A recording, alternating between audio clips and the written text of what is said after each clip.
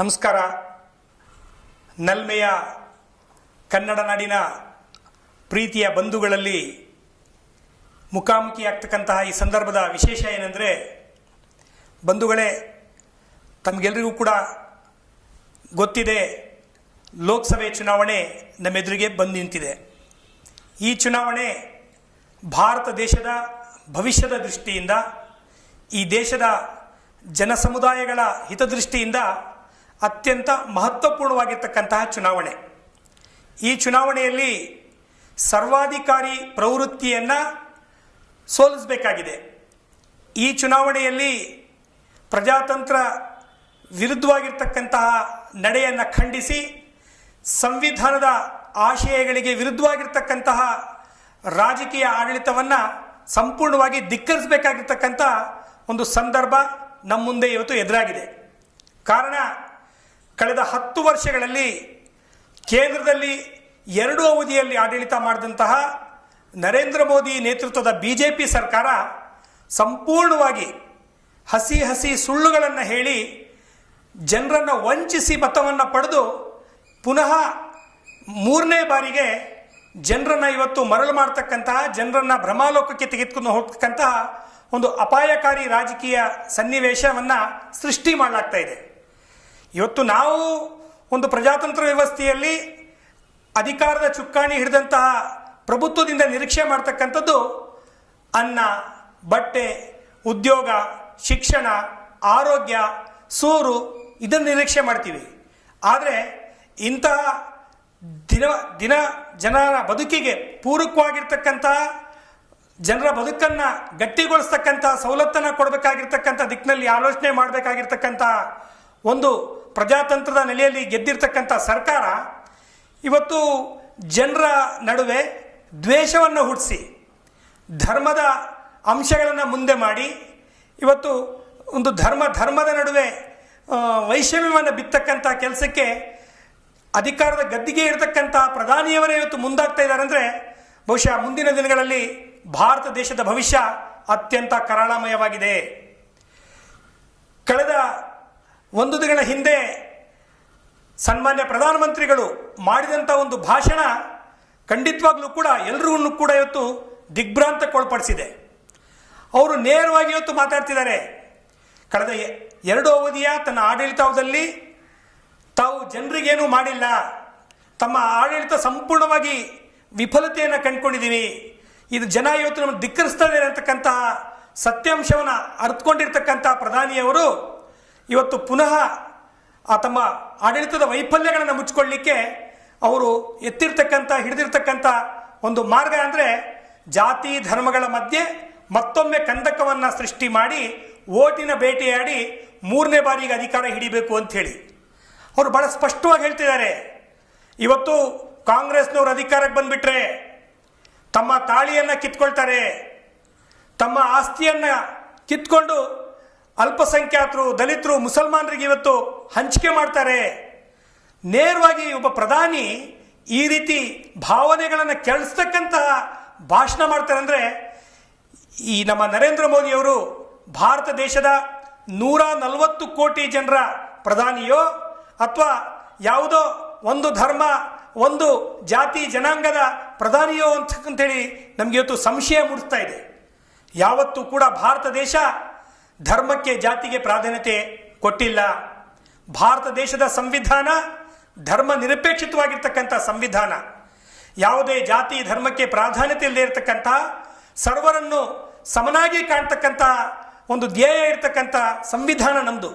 ಅಂಥ ಸಂವಿಧಾನದ ಆಶಯಗಳಡಿಯಲ್ಲಿ ಆಡಳಿತ ಮಾಡಬೇಕಾಗಿರ್ತಕ್ಕಂಥ ಪ್ರಧಾನಿಗಳು ತನ್ನ ಸೋಲಿನ ಹತಾಶೆಯಿಂದ ನೇರವಾಗಿ ಇವತ್ತು ಧರ್ಮ, ಜಾತಿಯನ್ನು ಇವತ್ತು ಈ ಚುನಾವಣೆಯಲ್ಲಿ ಇವತ್ತು ಪ್ರಚಾರ ಮಾಡ್ತಾ ಇರ್ತಕ್ಕಂಥದ್ದು ನೋಡಿದ್ರೆ ಖಂಡಿತವಾಗ್ಲೂ ಕೂಡ ಮುಂದಿನ ಬರ್ತಕ್ಕಂಥ ಆಡಳಿತ ಇವತ್ತು ಎಷ್ಟು ಕಠೋರವಾಗಿರುತ್ತೆ ಅಂತಕ್ಕಂಥದ್ದು ಊಹಿಸ್ಲಿಕ್ಕೂ ಕೂಡ ಇವತ್ತು ಅಸಾಧ್ಯವಾಗಿದೆ. ಆ ಹಿನ್ನೆಲೆಯಲ್ಲಿ ಕಳೆದ 10 ವರ್ಷಗಳಲ್ಲಿ ನಾವು ನೋಡಿದ್ದೀವಿ, ಅವರು ಅಧಿಕಾರಕ್ಕೆ ಬಂದಾಗ ಹೇಳಿದ್ದು ನಿಮ್ಗೆ ಉದ್ಯೋಗ ಕೊಡ್ತೀವಿ, ಬೆಲೆ ಏರಿಕೆ ತಡೆಗಟ್ತೀವಿ, ಭ್ರಷ್ಟಾಚಾರ ನಿಯಂತ್ರಣ ಮಾಡ್ತೀವಿ, ರೈತರ ಆದಾಯ ದ್ವಿಗುಣ ಮಾಡ್ತೀವಿ ಅಂತ ಹೇಳಿ ಬಂದರು. ಆದರೆ ದೆಹಲಿಯಲ್ಲಿ ರೈತರು ವರ್ಷಾನುಗಟ್ಟಲೆ ಹೋರಾಟ ಮಾಡಿ ತಮ್ಮ ಸಮಸ್ಯೆಯನ್ನು ಬಗೆಹರಿಸಿ ಅಂದಾಗ ರೈತರ ನಡೆದಾಡ್ತಕ್ಕಂಥ ರಸ್ತೆಗೆ ಮೊಳೆ ಹೊಡೆದು ದೌರ್ಜನ್ಯ ಎಸೆದಂತಹ ಮೋದಿ ಸರ್ಕಾರ ರೈತರ ಸಮಸ್ಯೆ ಬಗೆಹರಿಸಲಿಲ್ಲ. ನಿರುದ್ಯೋಗಿ ಯುವಕರು ಉದ್ಯೋಗ ಬೇಕು ಅಂತೇಳಿ ಅನಿಸ್ತಾ ಇದ್ರೆ ಬೋಂಡಾ ಮಾರಕ್ಕೆ ಹೇಳಿದಂತಹ ಮೋದಿ ಉದ್ಯೋಗ ಸೃಷ್ಟಿ ಮಾಡೋದ್ರಲ್ಲಿ ವಿಫಲ ಆಗಿದೆ. ಇವತ್ತು ನಾವು ದುಡಿದು ಇವತ್ತು ನಮ್ಮ ಸಂಭಾವನೆಯಲ್ಲಿ ಬದುಕನ್ನು ಸಾಗಿಸ್ತಿದ್ವಿ, ಅದರಲ್ಲಿ ಇವತ್ತು ಜೀವನ ಮಾಡಲಿಕ್ಕೆ ಬೆಲೆ ಏರಿಕೆ ಇವತ್ತು ಭಾಳ ನಮಗೆ ಆ ಬೆಲೆ ಏರಿಕೆಯಿಂದ ಜೀವನ ನಡೆಸದೇ ಇವತ್ತು ದುಸ್ತರವಾಗಿರ್ತಕ್ಕಂಥ ಸಂದರ್ಭ. ಬೆಲೆ ಇಳಿಸಲಿಕ್ಕೆ ಯಾವುದೇ ಕ್ರಮ ಕೈಗೊಳ್ಳಿಲ್ಲ ಈ ಸರ್ಕಾರ. ಬದಲಾಗಿ ಇವತ್ತು ನೋಡ್ತಾ ಇದ್ದೀರಿ ಭ್ರಷ್ಟಾಚಾರ, ವಿದೇಶದಿಂದ ಕಪ್ಪು ಹಣ ತರ್ತೀವಿ ಅಂತ ಹೇಳಿದ್ರು. ಆದರೆ ನಾವು ಈ ಸರ್ಕಾರದ ಆಳ ಹೊಕ್ಕು ನೋಡಿದ್ರೆ ಈ ಜಗತ್ತಲ್ಲಿ ಯಾವುದಾದ್ರೂ ಒಂದು ದೊಡ್ಡ ಭ್ರಷ್ಟಾಚಾರಿ ಪಕ್ಷ ಅಂದರೆ ಅದು BJP ಅಂಥೇಳಿ ಇವತ್ತು ನಮ್ಮ ಮುಂದೆಲ್ಲರಿಗೂ ಕೂಡ ಇವತ್ತು ಗೊತ್ತಾಗಿದೆ.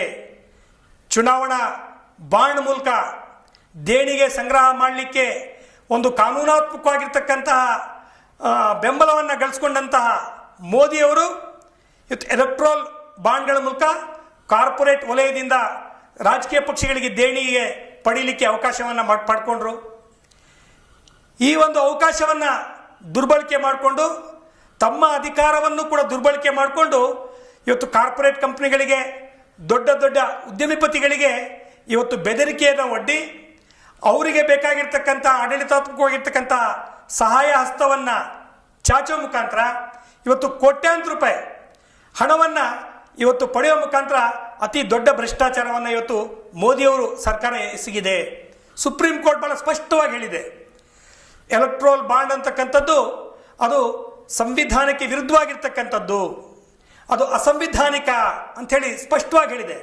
ಆದರೆ ಇವತ್ತು ಮೋದಿಯವರು ಆ ಸುಪ್ರೀಂ ಕೋರ್ಟಿನ ಏನು ಆಶಯ ಇದೆ ಅದನ್ನು ಸಂಪೂರ್ಣವಾಗಿ ತಿರಸ್ಕರಿಸಿ ಪುನಃ ಆ ಎಲೆಕ್ಟ್ರೋಲ್ ಬಾಂಡ್ಗಳ ಬಗ್ಗೆ ಸಮರ್ಥನೆ ಮಾಡ್ಕೊಳ್ತಕ್ಕಂಥ ನೋಡಿದ್ರೆ ಖಂಡಿತವಾಗ್ಲೂ ಕೂಡ ಪ್ರಧಾನಮಂತ್ರಿಯವರು ಭ್ರಷ್ಟಾಚಾರ ನಿರ್ಮೂಲನೆ ಮಾಡೋದ್ರಲ್ಲಿ ಎಷ್ಟು ಪ್ರಾಮಾಣಿಕತೆಯನ್ನು ತೋರಿದ್ದಾರೆ ಅಂತಕ್ಕಂಥದ್ದು ಇವತ್ತು ಜಗಜ್ಜಾಹೀರಾಗ್ತಾ ಇದೆ.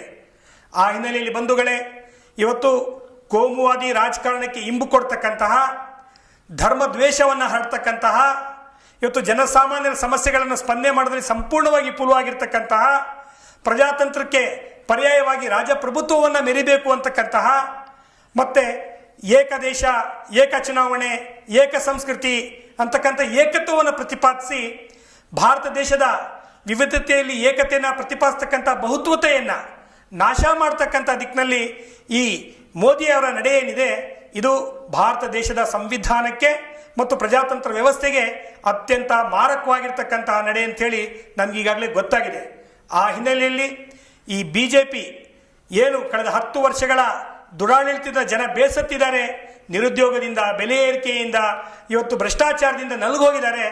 ಇದನ್ನು ತಡಿಬೇಕಾದ್ರೆ ತಾವು ಈ ಸರ್ವಾಧಿಕಾರಿ ಪ್ರವೃತ್ತಿಯ, ಕೋಮುವಾದಿ ಪ್ರವೃತ್ತಿಯ BJPಯನ್ನು ಸೋಲಿಸಬೇಕಾಗಿರ್ತಕ್ಕಂಥ ರಾಜಕೀಯ ಅನಿವಾರ್ಯತೆ ನಮ್ಮ ಮುಂದೆ ಇವತ್ತಿದೆ. ಆ ಹಿನ್ನೆಲೆಯಲ್ಲಿ ಇವತ್ತು ಭಾರತ ಕಮ್ಯುನಿಸ್ಟ್ ಪಕ್ಷ ಇಡೀ ದೇಶಾದ್ಯಂತ BJPಯೇತರ ಎಲ್ಲ ರಾಜಕೀಯ ಶಕ್ತಿಗಳನ್ನು ಒಳಗೂಡಿಸಿ ಇವತ್ತು ಈ ದೇಶದ ಸ್ವಾತಂತ್ರ್ಯ, ಸಂವಿಧಾನವನ್ನು ರಕ್ಷಣೆ ಮಾಡಲಿಕ್ಕೆ ಪಣತೊಟ್ಟು ಅಭಿಯಾನವನ್ನು ಕೂಡ ನಡೆಸಿದೆ.